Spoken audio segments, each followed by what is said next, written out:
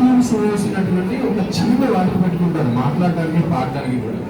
అది exact reverse. ఎలా సాగుతుంది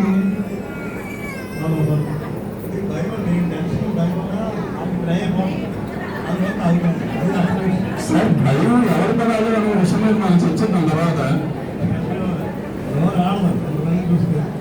సరే అయ్యా, ఒక విషయం ఇందాక మన ఆనంద్ గారు పాట పాడుతున్నప్పుడు గణపతి మీద ఒక పాట పాడుతూ ఒక మాట అన్నారు, మూలాధారం అనే విషయం మీద ఆయన అన్నారు. అంటే ఈ గణపతిని మూలాధారుడు అని అంటూ ఉంటారు అని అందరూ అంటూ ఉంటారు. అంటే అందరూ ఉంటారు, దాని యొక్క అర్థం ఏంటో మీరు ఒకసారి చెబుతూ మీరు ఒక పాటను కంటిన్యూ చేయండి. సో